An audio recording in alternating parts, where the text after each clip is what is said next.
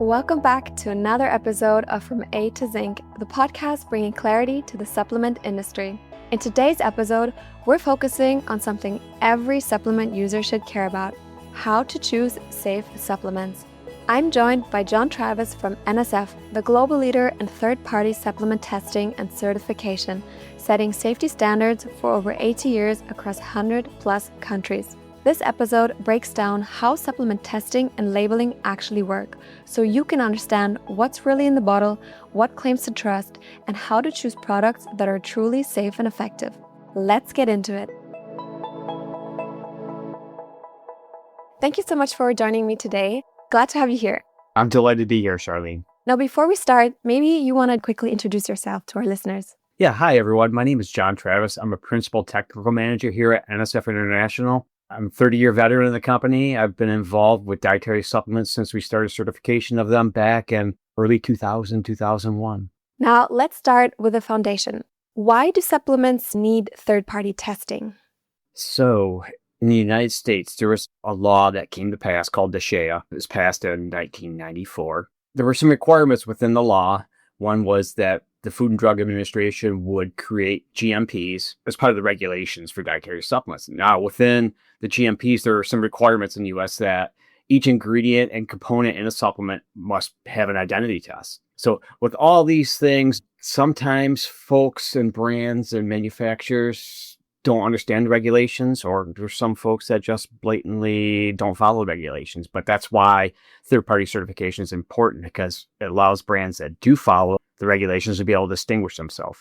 And do you feel like that is a rare phenomenon, or is that actually quite common that supplements don't really contain what's in the label? Because of how the regulations are written, there's no pre-market approval here in the US. So a brand doesn't create a product, submit the formulation to FDA. FDA doesn't then review the formulation and provide a stamp of acceptance for the product to get on the shelf. Its products are presumed to be safe based upon traditional use and historical use of ingredients in the products. So the law is written such that if an ingredient was marketed prior to the passage of the regulation, it's considered an old dietary ingredient, it's considered safe, and it's allowed to be used in products. What does that mean if the consumer must assume? Are there any risk for the consumer if he doesn't really know if it's tested or not? So if a consumer doesn't know if a product meets the regulations, there have been a couple instances. We'll go to one because it's rather famous here in the US. So there was a product called Oxy Elite Pro. It had an ingredient in it that was later called DMAA, so geranium oil, and FDA had placed an import alert on that ingredient stating that it was not a dietary ingredient. The brand switched to this other ingredient they called a bale tree fruit extract. It did not turn out to be that. It turned out to be a chemical called ageline, which is a constituent of bale tree fruit, but not the amount that's typically in bale tree fruit. It was a lot of a pure chemical. And that actual ingredient caused a number of adverse events, such as there were 2 deaths, there was some liver failure, liver transplants. A lot of it happened out in Hawaii, and it took the FDA a long time to get to the bottom of what was going on and discover that it was this product and this ingredient. So those are the kinds of repercussions that can happen. Now, that's an extreme example. That is a very extreme example. Now, it can be as benign as, all right, a formulation that has vitamin C and it doesn't meet the label claim. Let's say it says it has 100 milligrams of vitamin C. It has only 80 milligrams of vitamin C. Is that a public health concern? Probably not. But it's just ineffective. Yeah. And that's tricky as a consumer because we just can't see that from the label. So even if it's a small discrepancy, like you say, if a vitamin just isn't matching the stated amount, but also like the example you mentioned where it's a real health concern, that's really why as consumers, we need some sort of transparency or something that we can trust if it's not the label. But let's say I'm a consumer. I'm in the supplement aisle and I pick up a supplement and it says tested. Can you explain what exactly does that mean for a supplement? I would like to be able to explain that, but I have no idea what a brand puts it on there, what they mean when that says tested. What do they test for? None of that is disclosed with tested. Now, the law says that they must do at least one test to establish the identity of each of the ingredients. Is that what they mean? I don't know. Does it mean they tested the product to make sure it doesn't have heavy metals or pathogenic microorganisms? It's not very descriptive, and it doesn't help the consumer. So basically, the question should be, what does it not mean? And then we can say that it does not mean. Yeah, it's ambiguous, and one does not know. A consumer can't test it. I mean, who tested Mm, it? What are the mm. credentials of the organization that did the testing? None of that's disclosed when they just put the word tested on there. Okay, so seeing just the word tested on a supplement label is not enough to automatically trust it blindly. It's too vague. We don't know what was tested or by whom. Yeah, that would be in my opinion. I feel like it is worth noting here, though, that we need to give supplement producers some benefit of the doubt because it might not be sufficient to see the word tested and to trust the efficacy, but it also doesn't mean that the product is automatically unsafe or unreliable. I feel like it just means that this is where the consumers then have more responsibility, that it's on them. They need to go to the brand's website, they need to check if there's any tests maybe displayed, or maybe even reach out to the brand and ask, hey, what tests have you done? What have you tested for? And maybe the brand actually has done some thorough testing and that simply isn't reflected on the label.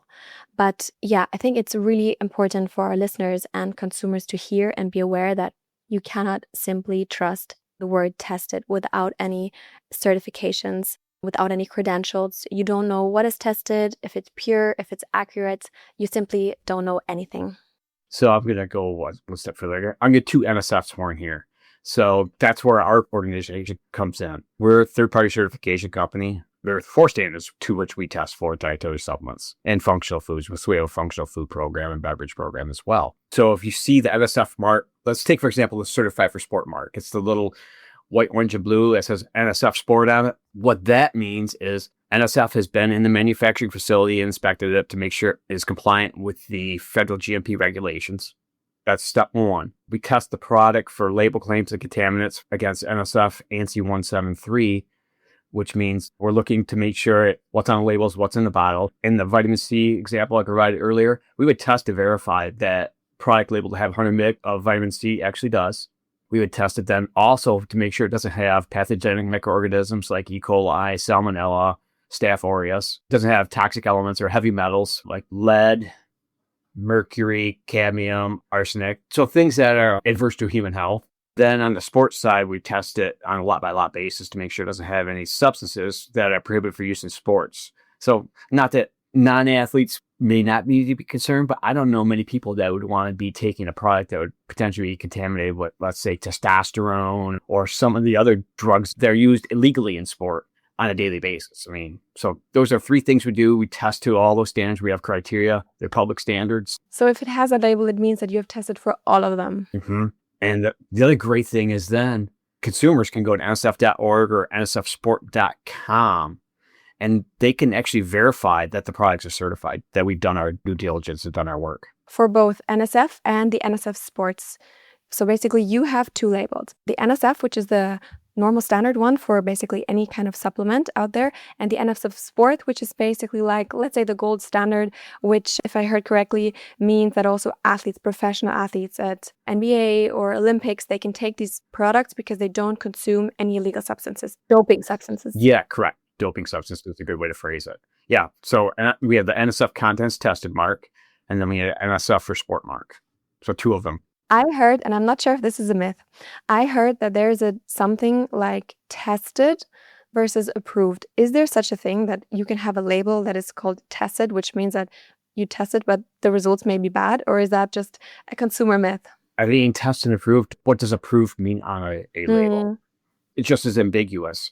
Without a certification organization, certifying body behind any kind of mark or claim on there, it's hard for a consumer to be able to tell because it's not been independently assessed. That's really the key is NSF is independent. It is a fee for service, but our mark, our ethics is our consumer trust is all of that. And we would do nothing to be able to undermine that trust and those ethics. So that's our pledge to the consumers. Like, yeah, we're third party, even though they pay us to do the work. Our reputation is what we live on. So we're not going to undermine it. That's really great. And I think that's also the big difference between, testing in-house and testing by third party. It really is just having an independent place to do it where you don't know what the outcome has to be, but you just see what the outcome will be.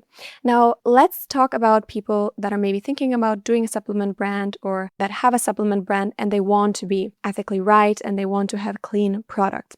How does it work? Can you walk us through what happens if I have a supplement company and I want this NSF tested label? So first we'll start off with just creating a supplement company. It's pretty easy in the United States. The FDA, there's no pre-market approval. One could ostensibly create a brand, contract with a formulator, and the formulator could work for a contract manufacturer or could not, and then create a contract with a marketing firm, a contract manufacturer, a labeling company. So one could essentially, from their comfort of their own home, become a supplement brand owner. There's a low bar to enter that market.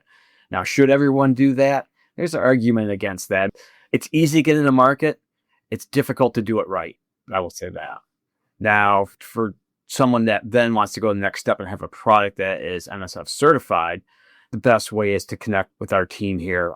We can provide guidance, talk about the criteria and what brands must do to be able to achieve certification or to earn certification. The brands do earn it. And is it the brand themselves that basically then earn this, or is it the manufacturing facility that earns it, or a mix of both? It's a mix of both. So for the GMP, so the Good Manufacturing Practices certification, the manufacturers hold that certification. So they do. The product certification, whether it's contents tested or certified for sport, that would be the brands that hold those certifications in most cases. Is the NSF stamp, is it a one-time thing, or is this an ongoing procedure? Oh, it's ongoing. I mean, we're not a one and done. They're with us for as long as they are meeting the requirements. So which is annual. So NSF is in the manufacturing facilities annually doing our audits. We are testing the label claims and contaminants annually on their products. And the certified for sport is even more rigorous in that it has those two previous features. And then it's lot by lot testing on the products to make sure that they don't have substances prohibited in sport. Because in reality, what we're looking at there is we're looking at trace levels. Think nanograms per gram, think teaspoon in an Olympic-sized swimming pool. That's what we're searching for to make sure athletes do not test positive. As the global leader in certification, working with hundreds of companies, is NSF something that only American companies can access, or is this certification worldwide? Who can reach out to you? Anyone can. It's international. I will say, though, that the contents tested in the GMPs are geared towards U.S. regulations, especially the good manufacturing practices outside of the U.S. So, for instance, in Europe, supplements are considered food supplements, so they fall under food regulations. Canada has a different marketplace, a little bit different. They have their health monographs to which the supplements must comply. Australia and New Zealand have the TGA, so it's traditional medicines. It could be a traditional medicine or it could be a food, depending upon how the brand decides to position the product in the market. So it's highly varied for the regulations and the jurisdictions of products that will be sold. So we really are adaptable to that with our GMPs. But I mean, it's just good practice for brands. I don't think any brand in any country wants to sell a product that has E. coli in it. Do you? I just don't think, and I don't think consumers want to take something like that either. So I think our claims and contents program is really universally valid. And same thing with Certified for Sport. There are athletes internationally all over, and they're subject to the same WADA code. Absolutely. That's a really helpful distinction. In the US, supplements are treated as their own regulatory category under the FDA, while in Europe, they're treated as a food supplement, which can create very different expectations. And from my side, I can say that I saw a big difference when I was in the supplement aisle in the US. I was there last week and I saw that third-party lab testing certifications were very visible on supplement labels, almost like a marketing tool to signal trust and credibility. And then I came back to Europe and I rarely saw any of those. I saw no sign of third-party lab testing on the labels. And I feel like this might be because brands here simply don't feel the need to display them due to stricter regulations anyways. So consumers might feel safe.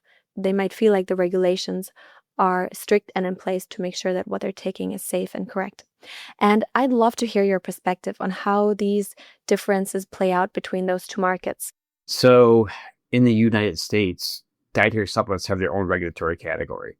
So if you look in the Code of Federal Regulations, it's a subset of food, but it has its own GMP and regulatory requirement as far as it has to have a supplement facts panel if it's a supplement. So that's different. And within the regulations for the good manufacturing practices in the US, a manufacturer must do at least one identification test for any component they place in a dietary supplement. It says in the regulations. Now, I don't think that's the case in Europe. I know Europe, that's treated as a food. So it's really up to the manufacturer and brand to decide, all right, what's the appropriate testing? Do we just do testing for microorganisms and heavy metals to make sure products are safe? Do we trust what's on the certificate of analysis that we get from our vendor that's supplying us with the ingredient. The same ingredients are available worldwide. So I think it's maybe a little bit uninformed that a brand or manufacturer thinks that a product that uses the same ingredients in the US is different from a product that uses the similar ingredients in the EU. They're going to be subject to the same kinds of potential contamination issues. I mean, maybe not from a manufacturing perspective, but from, let's say they purchase an ingredient that's contaminated, there's really no difference because it's such a global international marketplace for ingredients. But that's so interesting because I do think in a consumer's mind, a lot of people think that, yes, there's more testing in the USA because it's an unregulated market, because in Europe, it's a different category.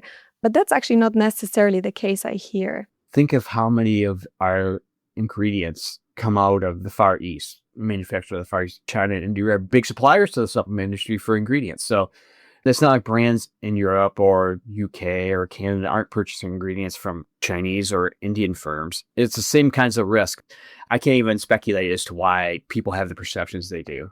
But it's interesting. I think it just makes us understand that we do think that there's a difference in quality or perception in the USA and Europe regarding testing, but we could all be getting the supplements from the same few manufacturers in Asia. So testing is relevant in Europe just as it is in America. I think it is just more of a maybe marketing tool on the label for consumers as a sign of trust in USA that it's not yet in Europe, but that might change too. So a few years back, NSF did a study on some ginkgo products purchased in the German marketplace. We had a poster on that study at Vita Foods in Geneva. I don't remember the year it was. I think we pulled 5 or 6 different ginkgo products, and we ended up discovering that there was no difference in the kinds of contamination in ginkgo products and mislabeling in ginkgo products that were in the German marketplace than we have here in the US. It was identical. There's a famous case. So ginkgo is identified typically by a few different constituents. One, its flavonol glycoside composition, as well as its ginkgo terpene lactone composition. So getting all scientific on you here, but from a testing perspective, that's what us as testers look for. Now, brands, when they're marketing product, they generally market it as like, I've heard it called 24/6 ginkgo, where it's 24% flavonol glycosides, 6% terpene lactones. Now, the flavonol glycosides, they're not necessarily just endemic to the ginkgo plant. They can be found in other plants as well. So if someone was looking to game the system, what they could do is find another plant that was high in those and adulterate the ginkgo product with those flavonol glycosides, which in this case they did. A plant called Sephora japonica. And we uncovered that same thing was happening in the products. And ostensibly, it came from the ingredient manufacturer that did it. Wow. We discovered that same thing. I mean, I've come across quite a bit of research and studies that showed that label accuracy can be a real issue, especially when it comes to herbal supplements. And some of those studies even found that a number of products don't contain what's listed on the label. And that's before even thinking about things like heavy metals or toxins or contaminants. I feel like that's where certifications like NSF are really helpful because they clearly define what tests are performed and even make those results accessible online. And I think that transparency adds a lot of value, especially in a market where it's otherwise confusing and we see that we simply can't trust the label.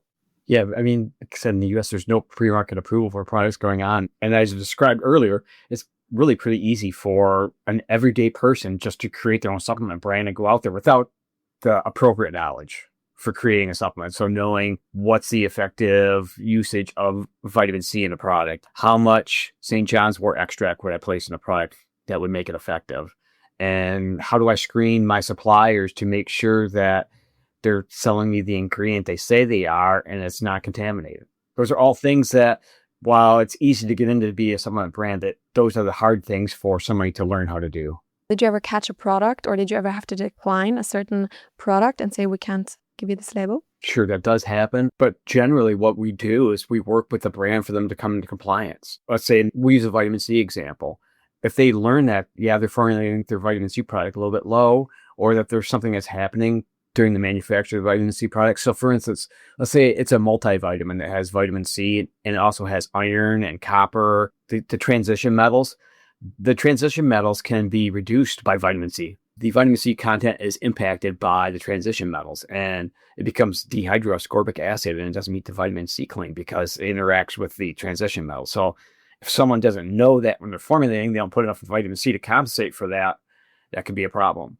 That's how we work with the brands on those kinds of issues. So you do give also guidance along the way. So it's not like a brand has to have the product finished and say, here it is, but they can also reach out to you and say, hey, we have this so far, we want to be compliant, or how is the process? In those kinds of cases, NSF has to be very careful. We can't consult. We can point them in the directions of, here's a consultant that can help you with this, or maybe here is some literature to read. We can give them the criteria, but we can't tell them step by step how to meet it. There's some things that they have to do on their own, because if we walk them and handhold them through it, it invalidates our accreditation with our accrediting bodies. We're accredited to the ISO 17065 standard, which is the certification body standard. So there are certain things we're beholden to for that accreditation. And one of them is fair and impartial. We treat everyone the same, but also we don't handhold and consult people to make it through certification. If they need to change something, you do tell them this is not the expectation, this is what you have to change. Yeah, and we can point them in directions and resources where they can help themselves be able to come in compliance. The whole point being is that if they don't come into compliance initially, there are allowances for them to then come into compliance. Now, certified for sports is a little more difficult, but the label claims there are means to do that. Thank you so much. I think that was already really helpful for people that have a brand or want to start a brand. And I think we got a clear understanding of what it means to test and how it works. Let's give our listeners some practical tips. Are there any specific products where people should be looking out, where it's even more important that something has a label third-party tested than other products or product categories?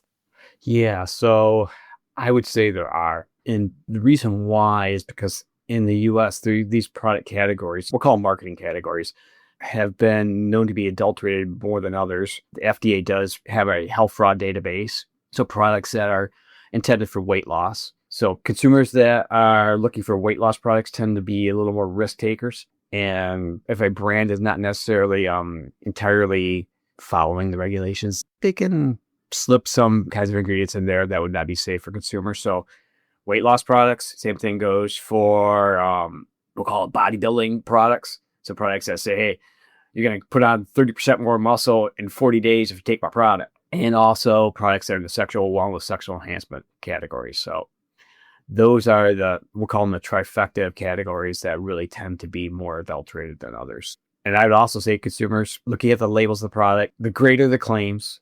So for instance, in the muscle building, we're going to put 20 pounds of muscle on you in 10 days. The greater that claim is, the more skepticism you should have towards that claim. The risk that are there some anabolic acids inside or something. Mm-hmm. There's great incentive for brands to adulterate products just because they know consumers are looking for products that are going to be effective. And what's more effective than putting a drug in the product? But it's not a drug. They're presumed to be safe, and that's why you don't have those. Interesting. And what would you say, what are things that consumers can look for when they look at a label of a supplement? So, I mean, first and foremost, especially in those categories, look for products that are NSF certified. Look for the NSF contents tested mark. Beyond that, it's really hard for a consumer because one doesn't know, like you said before, if it just says tested, I mean, what does that mean? It's the same thing across the labeling spectrum too. I mean, you just don't know. That's why we are here, is to make sure we are the third party to assure the consumer that product has met some quality criteria. But then I would say that any obscure or unclear claims should definitely be considered a red flag. If you see an ingredient you never heard of, I know people like to say, hey, if it sounds like a chemical, don't take it. It's like, well, I mean, water's a chemical, air's a chemical. I think that maybe is a little misleading. One of the great things about today's day and age is the internet searches. Go in there and read it. Look for reputable research that's done on that. I mean, some of it is done for consumers and some of it's harder to understand. I do recognize that. But yeah, I mean, look to see if it's been researched. If there's an ingredient out there that has very little research done on it, maybe it's new. Maybe it has not been in the market that long. Maybe we don't know what its safety profile is. So these are all things that one could look for. Are there any red flags that can be on a label that show consumers this might not necessarily be safe? Just the more outlandish the claims. I mean, especially in products in those three categories I was talking about. If they're promising to do something If they're saying they're going to cure you of type 2 diabetes, or if they're going to eliminate excess weight and things like that, that's not how supplements are supposed to work. They're supposed to be supplements to the diet. Now, they can have impacts on human health, but it's not going to be immediate. It's going to be a long-term investment by a consumer to stay with that supplement to get whatever beneficial effects it has. I think I've also heard in the last episodes that really supplements are here to support you. You know, it's not like medicine that they are the cures and the healers, and also making sure that the claims represent that. What are some online resources if I'm a consumer and I want to go to NSF or make sure that the supplements I'm taking or the supplements I currently have stacked in my kitchen to check if they're safe or if they're not? Where can I go? What can I do as a consumer? So a consumer can go to nsf.org, and up at the top of that landing page for nsf.org, I think it says product certification or certified product listings. If one goes there, then can scroll down, they'll see that there's a whole group of links for dietary supplements, whether it's dietary supplements, GMP certifications, certified for sport, a functional food and beverage program. So we have links to we'll call them our listings. And then one can sort through those listings to find products that they would like. And the search engine comes up and says, can you put in a manufacturer ingredient? One can do that, or you can just leave it blank and tap it. And then it all comes up, and can scroll through all of our listings to see if there's anything that you're interested in taking to learn if we've certified it. So I can just scroll through the catalog of safe ones, or I could really take whatever my product name, my number, put it in and really research all the results on my specific product. Yeah, it's pretty flexible for consumers to be able to operate. And then NSF for Sport operates somewhat similar to the same, but it's a lot more visual. We have a lot more visual. It's right on the front. You can search for products there. You can search by ingredient. You can search by brand. You can search by even lot number. If you have a product that's in front of you that says a certified for sport mark on, and you want to verify that, you can put that lot number in there, and it will search the database of our certified products for that lot number. Amazing. I think that's really helpful for consumers to make sure that what they have at home is safe. And I think we've covered quite a lot already. I wanted to ask you, if you look at the future, do you feel like things are getting better in the supplement market regarding safety, supplement safety, and more products being tested? Or do you think it's still some sort of a Wild West? When I started doing this 25 years ago, I can see from then to today, the sophistication of the supplement industry has increased. So folks know more about testing. They know more about even toxicological principles to know if their ingredients are safe. So it has improved. Now, I think it'd be disingenuous of me to say that there is not room for more improvement. There always is room for more improvement. And then there's still brands that try to skirt the laws. I just think that's going to happen. It happens in other regulated environments too. If one thinks about it, it's part of human nature. If there's a regulation, there's going to be some people that try to skirt it. But for the most part, I can see an improvement. And everyone has always called it the wild, wild west. It's like, there, in some ways that is an appropriate description, but other ways it's not.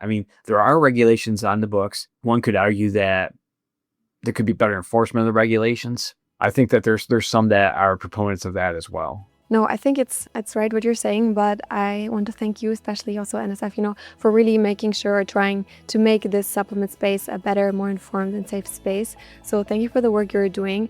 And for consumers, you now know what to do. Go check your supplements. And for people making supplements, know the importance. Also for longevity of a product, right? You want to create something that can be on the shelf forever, that consumers want to take and should take. So I think this was really, really helpful. Thank you so much for all the insights you gave us today. You're welcome, Charlene. I was delighted to be here.